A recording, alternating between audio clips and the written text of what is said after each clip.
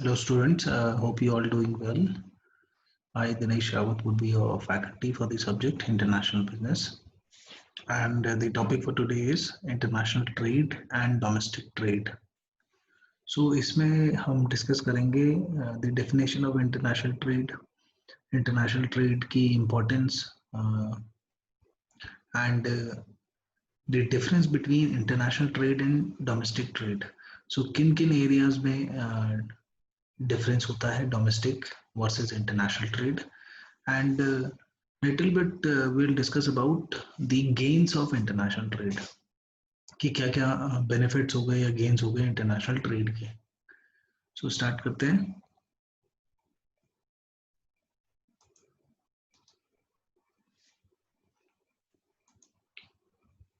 So ये references हैं जहाँ से PPT का content हमने बनाया है. So you can see first is your international business book written by Sinha and Mittal. Second is your international business environment book which is written by Subba Rao. And दो हमने ये website के URL हैं. So one is ipef.org, यहाँ से हमने data लिया है इस पीपीटी के लिए. एंड अनदर वन इज शोध गंगा.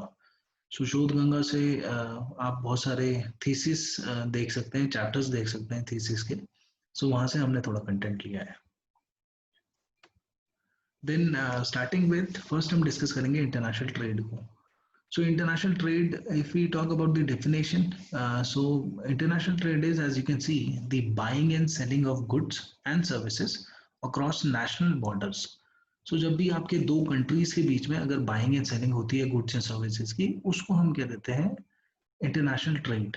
सो इंटरनेशनल ट्रेड ये एक बैकबोन होती है of the modern commercial world, as producers in various nations try to profit from an expanded market rather than limited to setting within their own borders. So generally जो companies हैं they prefer कि apart from selling their products in the domestic market, वो दूसरी countries में भी अपने products को पहुंचाना चाहते हैं. So उससे क्या होता है, sales उनकी improve होती है, image improve होती है. So apart from the domestic, international trade maybe they want to do international trade. So there are many reasons that trade across national borders occurs. So there are reasons like lower production cost in one region versus another, specialized industries, lack surplus of natural resources and consumer taste.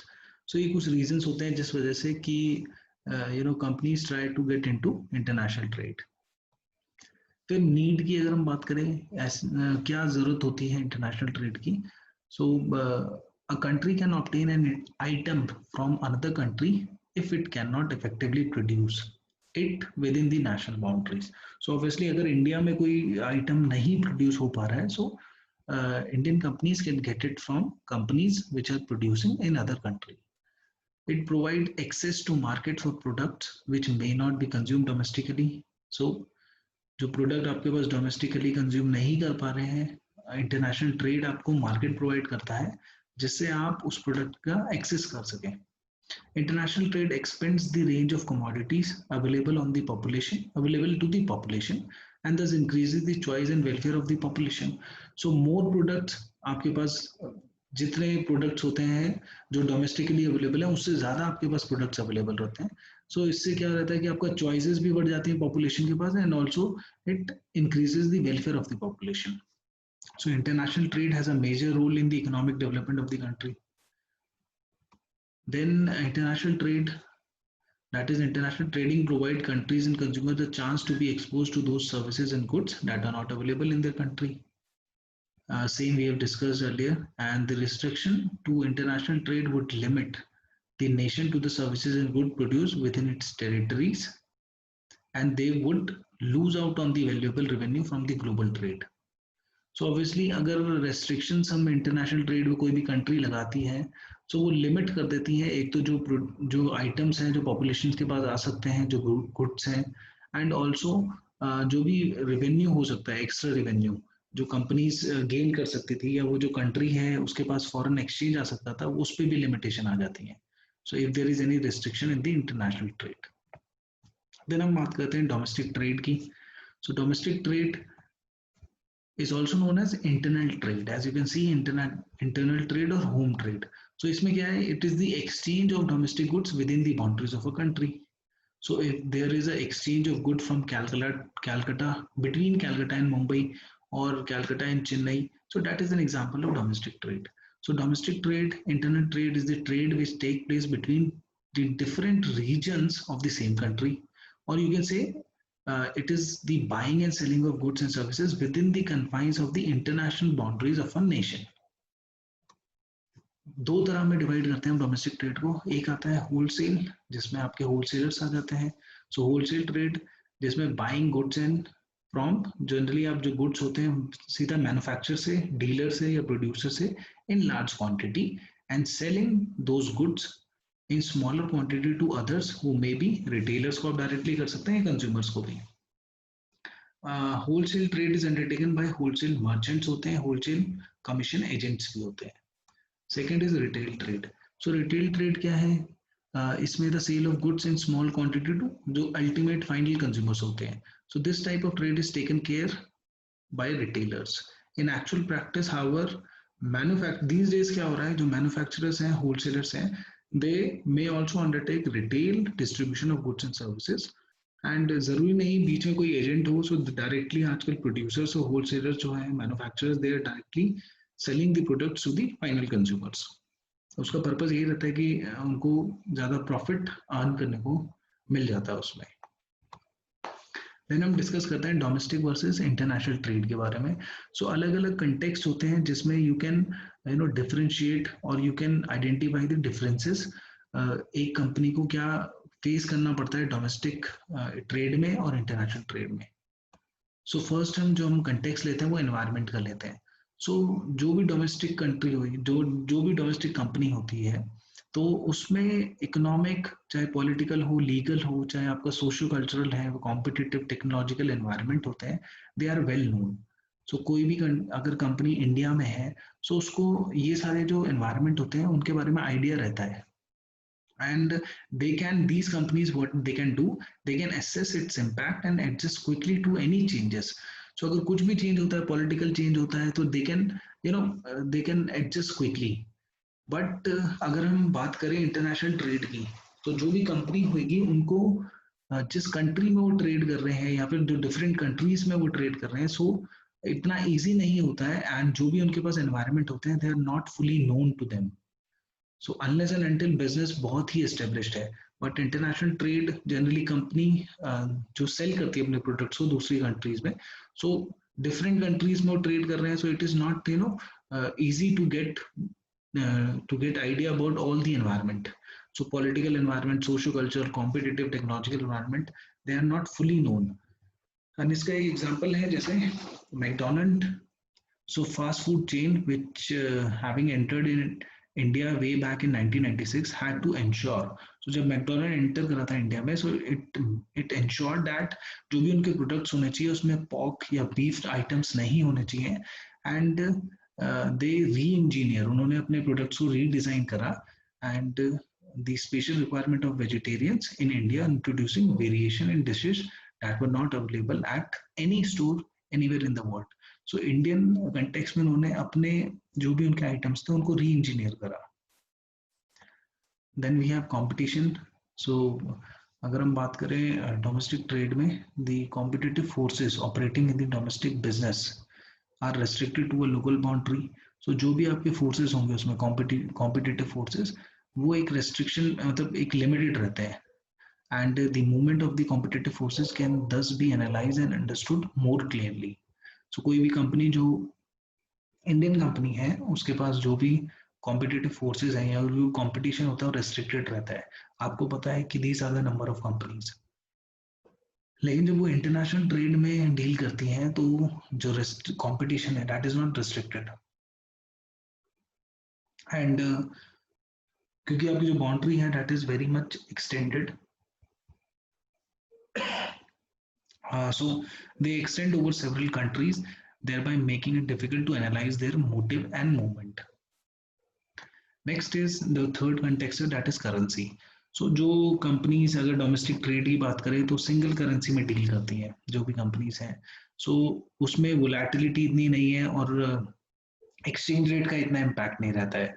So domestic business operation make use of local currency for transaction, costing, pricing, revenue, margins are accounted or in a single currency. So this result in minimum volatility, which does not expose the business to exchange rate risk. लेकिन if we talk about in the context of international trade, multiple currencies में आपको trade करते हैं companies. सो जितनी ज़्यादा currencies रहेंगी उतना fluctuation रहता है, so उतना रिस्क भी है. Then we go talk about tariff and quotas. So taxes की बात करें या फिर एक जो हम कोटास की बात करें, सो टैरिफ रेट्स एंड कोटास जो होते हैं, अगर हम डोमेस्टिक ट्रेड की बात कर रहे हैं, so they do not impact domestic companies. जब भी हम इंपोर्ट ये जनरली एक्सपोर्ट्स या इंपोर्ट्स के लिए रहते हैं टैरिफ रेट्स एंड कोटास. सो वो डोमेस्टिक कंपनी है उसको इतना इफेक्ट नहीं करते हैं, but the international trade are directly and significantly influenced by tariff rates. So जो भी कंपनीज होगी जो इंटरनेशनल ट्रेड में डील कर रहे हैं या इंटरनेशनल ट्रेड में है, so they are directly impacted by the tariff rates and quotas. अब हम बात करते हैं रिसर्च एंड डेवलपमेंट. तो इस कंटेक्स्ट में बात करें, सो अगर हम डोमेस्टिक ट्रेड की बात करें, so it is reasonable and relatively simple to carry out business product research, innovations, demand analysis and customer survey in domestic business. तो डोमेस्टिक बिजनेस में इट इज़ वेरी इजी, आप थोड़ा R&D भी कर सकते हैं, जो आप customer survey, you can also do the customer survey. But जब हम इंटरनेशनल ट्रेड की बात करते हैं, so all these become very expensive and difficult to conduct. Next is advertising and promotion. So similarly domestic trade है आपका, so domestic business operation में advertising, personal selling and other promotional methods are subject to regulations, जो भी उस country specific country के regulations हैं. But in case of international trade, different countries have different regulation. So आपको advertisement promotion में जो आपके एक्सपेंसेस होते हैं, that increases as per the regulation of the country in which you are trading. Next is distribution. So domestic business houses can use at its discretion to select any distribution channel. So जो भी country, let's suppose अगर India में है, so वो as per their convenience वो distribution channel को use करती हैं या फिर adopt करती हैं. बट अगर कोई कंट्री, जो भी कोई कंपनी इंटरनेशनल ट्रेड में डील कर रहे हैं, सो उसमें जो चॉइस ऑफ डिस्ट्रीब्यूशन हो जाता है, generally it is governed by the government. So जिस कंट्री में आप ट्रेड कर रहे हैं उसकी जो गवर्नमेंट है उसके हिसाब से बहुत बारी आपके डिस्ट्रीब्यूशन चैनल जो होते हैं वो गवर्नड होते हैं. So it then it becomes a difficult task for the company. Now the last part is the gains from foreign trade. So if we talk about the gains, so I can see first is development of infrastructure. So obviously international trade may lead to development of infrastructure. जितना आपका trade बढ़ता है, आपका जो infrastructure है वो भी बढ़ता है. So roads, rails, power plant, telecommunication, to facilitate the trade. जो आपका ट्रेड बढ़ रहा है उसको हेल्प करने के लिए, उसको फैसिलिटेट करने के लिए अदर जो आपके डेवलपमेंट है दूसरे इंफ्रास्ट्रक्चर में भी डेवलपमेंट होती है. So foreign trade especially the export sector में encourage development of local entrepreneurs. जो भी आपके डोमेस्टिक जो अपकमिंग बिजनेसेस होते हैं, जो एंटरप्रेन्योर्स हैं, और स्किल्ड लेबर.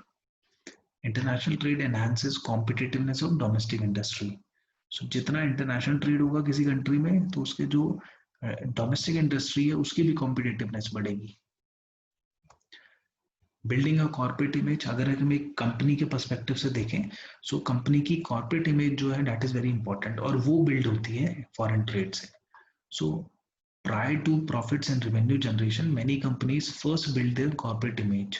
एग्जाम्पल अगर हम बात करें, so LG electronics and Samsung, so इन्होंने स्टार्टिंग के ईयर में अपनी कॉर्पोरेट इमेज को इम्प्रूव करा, एंड लेटर ऑन अभी आप देख रहे हैं they are overtaking our traditional Indian companies, जैसे गोदरेज है, वीडियोकॉन है. सो जो इंडियन ब्रांड्स हैं उनको they are overtaking. So for a company corporate image improve होती है, one of the gain of foreign trade. New business opportunities मिलती हैं. सो जैसे बहुत सारी इंडियन जो फार्मा कंपनीज हैं, they are entering into South America. So उनको वहाँ अपॉर्चुनिटीज मिल रही है, तो न्यू बिजनेस अपॉर्चुनिटीज कंपनीज को मिलती हैं. अगर हम कंट्री के पर्सपेक्टिव से देखें, तो जो फॉरेन ट्रेड का गेन रहता है दैट इज फॉरेन एक्सचेंज उनको मिलता है कंट्री को. जितना आपका एक्सपोर्ट होता है उतना आपको फॉरेन एक्सचेंज मिलता है. So a country get huge amount of foreign exchange and national image. Obviously अगर कंपनीज इंप्रूव अच्छा कर रही है इंटरनेशनल ट्रेड में, सो वो कंट्री के लिए भी एक उसकी नेशनल इमेज इंप्रूव होती है. अभी आप देख रहे हैं जैसे इंडिया में भी अगर एक्सपोर्ट अच्छा हो रहा है, सो इंडिया का एक इमेज इंप्रूव होता है, तो नेशनल इमेज इंप्रूव होती है. So these are some of the gains from the foreign trade. So that is all for today. Thank you so much.